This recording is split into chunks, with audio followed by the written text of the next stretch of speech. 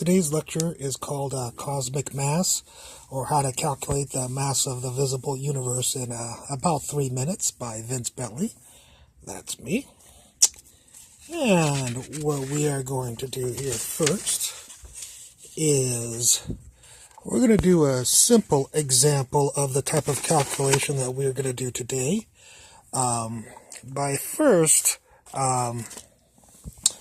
looking at a field trip that a school is going to take, and the field trip might be on a boat where the captain asks the school how much the total mass of the kids that they're going to bring on the boat is, so that they know that it's going to be safe. So the principal at the school might say, hey, we have 6 kids in each classroom, and we have 4 classrooms. And of course, that would not be enough knowledge for the captain to figure out how much mass or weight that the kids would have, and they would have to know how much each kid weighs about on average.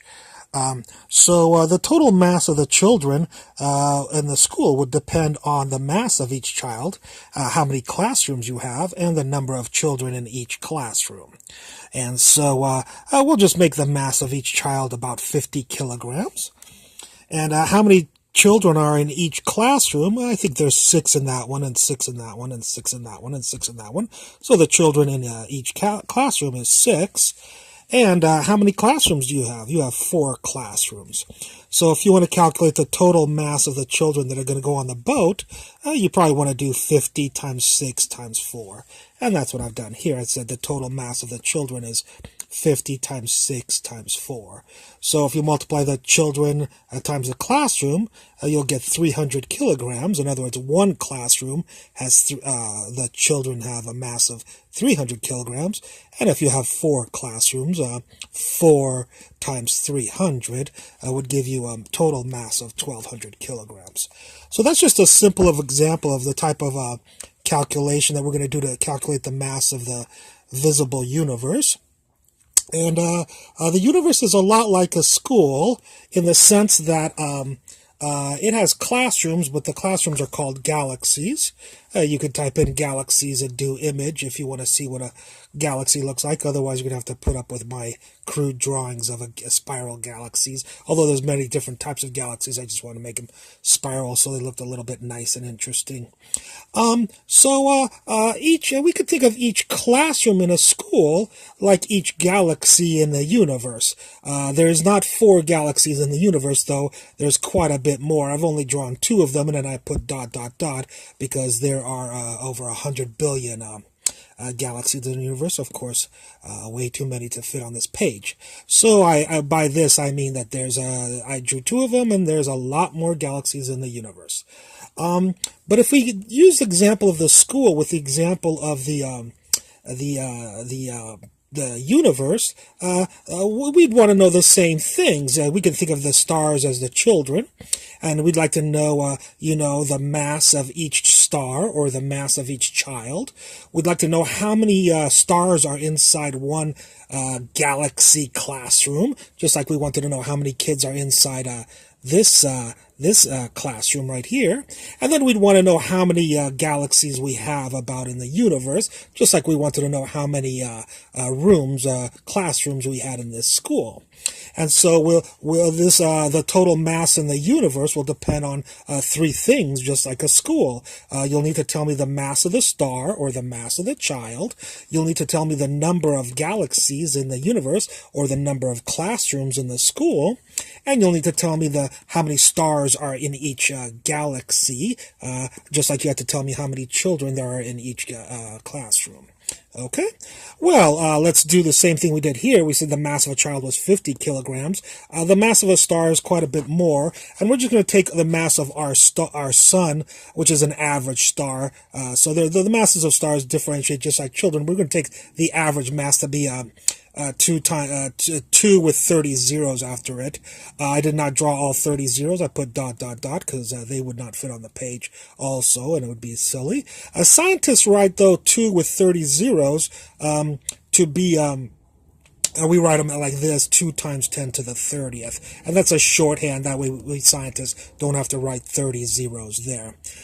So that's the mass of each star, just like we did the mass of each child was 50 kilograms. The mass of a star is a lot more than 50 kilograms, a lot bigger, 2 times 10 to the 30th, or 2 with 30 zeros following it.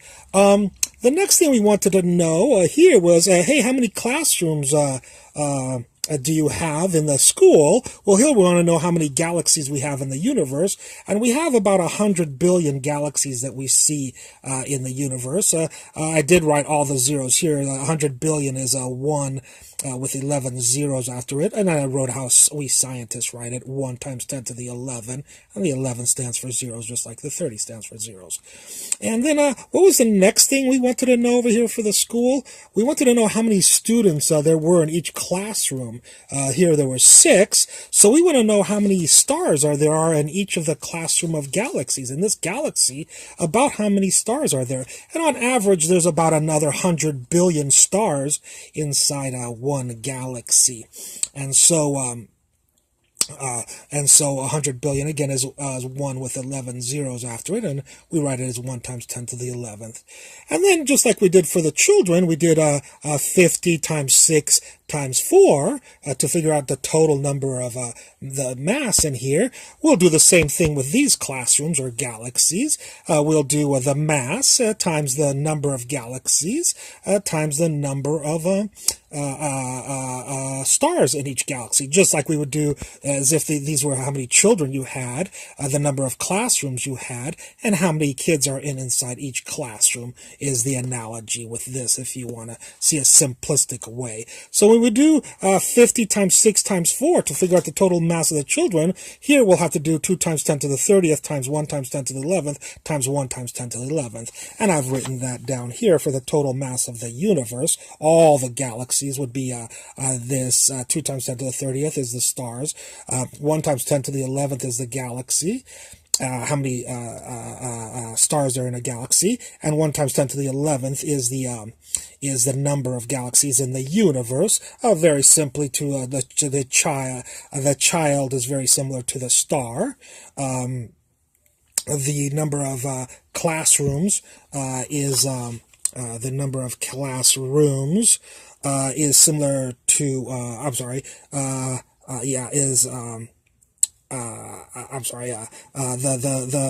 the number of children inside each classroom is like the number of stars in each galaxy. And then the number of classrooms is like how many galaxies there are. And when you multiply that out on a calculator, although I'll show you why we scientists love this notation of like this, because it's very easy to multiply even in your head. We just multiply 2 times 1 times 1 and we get 2, and then we get to just add the exponents. So $30 plus $11 plus $11 is $52. So it's a fun way to multiply gigantic numbers, or a very easy way to multiply.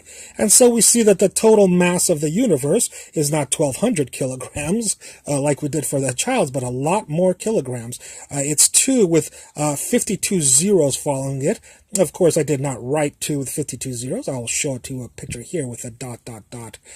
again, to show you that the mass of the universe is quite a bit more than our classroom analogy example there. Here, let's get this up a little bit more. Whoops. That way you can see it all. I'm sorry. I had that out of the picture there, but hopefully now you can see that a little bit better. The total mass of the universe is 2 times 10 to the 52 kilograms, which is a 2 with 52 zeros after it, kilograms. That's the visible universe. That's the universe that we have seen.